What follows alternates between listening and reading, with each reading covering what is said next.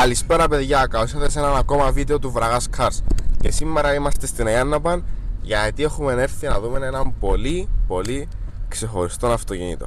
Βρισκόμαστε στην Αγιάνναπαν έξω από το Andros Car Rental, όπου εδώ θα βρεις μια τεράστια γκάμα αυτοκινήτων, αλλά εμείς έχουμε έρθει για ένα συγκεκριμένο. Παρακαλώ, ελάτε.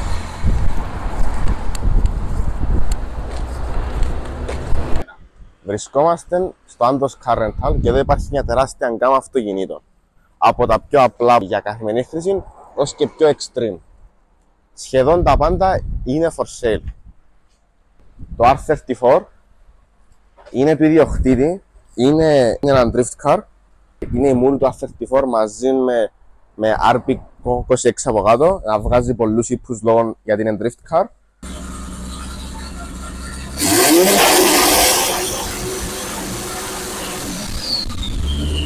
Άξι όλων των αυτοκίνητων είναι fiberglass και εδώ πίσω είναι από R32 η πισινή όψη και είναι combine μαζί σε ένα frame. Δεν είναι for sale δυστυχώς, αλλά είναι έξω η τροχή, από μέσα είναι διθέσεων. Κανονικά στα αυτοκίνητα του drift μπορεί να είναι είτε διθέσεων είτε μονοθέσεων. Μεγάλων χειρόφρενων, μεγάλων gear changer, μόμο τιμόνι, switches, proper drift car, που είναι race car. Συνεχίζουμε σε μια Porsche 997 911 Turbo S.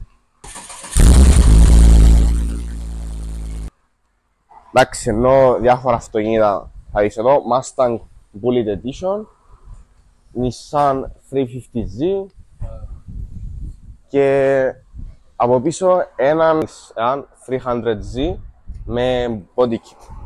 Ένα χάμερο που έχει ύψος 2 μέτρα, γιγαντιώδης. Δηλαδή στη κάμερα φαίνεται πολλά καλά, αλλά αν πω δίπλα εγώ πούμε έναν 75-73. Με αρέσει πάρα πολλά το χάμερ. Συνεχίζουμε εδώ. Έναν παγιό 7 Series 2001 Subaru Impreza, λίγο μοντιφαρισμένο, τον Golden Era του Impreza. Και συνεχίζοντας έναν παγιό drift car που το οποίο θέλει λίγο restoration για να ξανακάμει race. Και το προσωπικά αγαπημένο μου, έναν BMW M2. Σε αυτόν το pearl χρώμα είναι νομίζω είναι του 2017 το συγκεκριμένο, αν δεν κάνω λάθος. Εντάξει, ενώ μικρό πισωκίνητο διαβολάκι. Ωστόσο, ο λόγος που ήρθαμε σήμερα στη μάντρα του Andros Car Rentals είναι ένα σχηματικός. Να βρούμε το πιο σπάνιο Lamborghini που υπάρχει στο νησί μας στην Κύπρο. Και αυτό δεν θα μπορούσε να είναι άλλο από τον Diablo VT.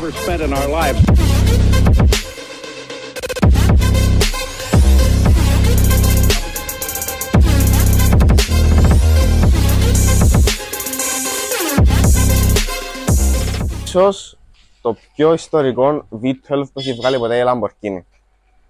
Το όνομα Diablo προήλθε καθώς αν δείτε από αυτήν την πλευρά, οι πόρτες που είναι ανοιχτές θυμίζουν κέρατα του διαβόλου. Λίγο σατανιστικό, Παναγιά μου. Και ναι, ο συγκεκριμένο είναι ένα Lamborghini Diablo VT του 1997, το οποίο αποδίδει γύρω στους 485 ύψους. Ήταν design από τον Marcello Gandini, όπως εδώ, ο οποίος υπήρχε σχεδιαστής της Lamborghini για πολύ καιρό. Α πούμε ότι αυτόν τον καιρό η Lamborghini είχε κρίση, οπότε εκείνον τον καιρό είχε εξαγοραστεί από τον όμιλο Volkswagen και έκτοτε ανήκει έως σήμερα. Το συγκεκριμένο αυτοκίνητο είναι το πρώτο που έγινε designed και engineered μετά από τον θάνατο του Ferruccio Lamborghini και στην ουσία βγήκε το 90 και είναι σαν το κλασικό 12 κύλινδρο που έβγαζε η Lamborghini, που βγάζει τώρα το Revuelto, το Aventador, το Murcielago και έκτοτε τη δεκαετία του 90 τον Diablo. Για πολλούς μεγάλης ηλικίας είναι το Dream αυτοκίνητο τους. Και εμένα να σου πω θα το έπαιρνα Aventador, γιατί όταν κάθεσαι μέσα νιώθεις καλασμούς, νιώθεις τις αλλαγές ταχυτήτων, νιώθεις τα πάντα.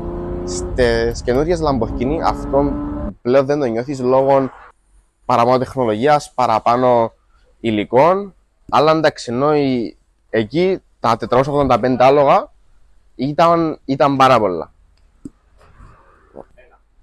Το συγκεκριμένο έχει τα pop-up headlights, δεν έχει εκείνα που φαίνονται και το σήμα της Lamborghini είναι εδώ, ενώ σε κάποια άλλα προηγούμενης γενιάς ήταν εδώ. Συνεχίζοντας, βλέπουμε πως οι γυαλοκαθαριστήρες έχουν και αυτοί carbon fiber πάνω. Η ζάντα είναι αλουμινίου, από κράτα αλουμινίου, σε αυτόν το ασημίχρωμα, και το αυτοκίνητο είναι στο ιταλικό electric blue. Μέσα στο αυτοκίνητο, σαν πούμε μέσα,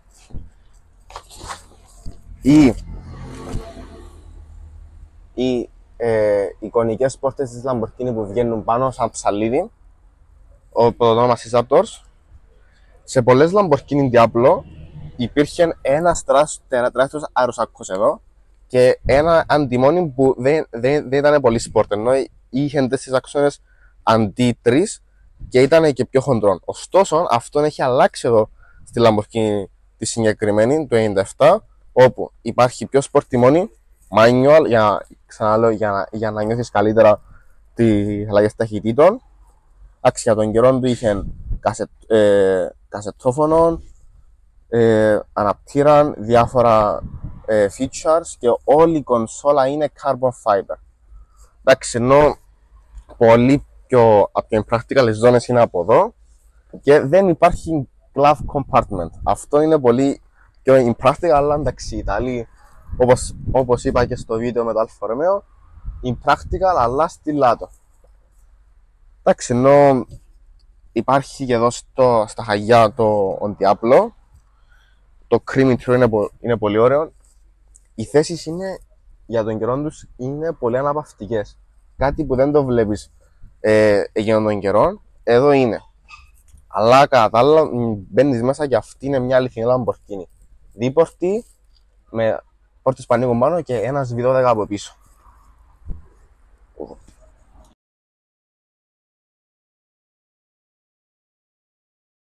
Ωστόσο, ερχόμαστε πίσω, υπάρχει μια τεράστια αεροτομή εδώ,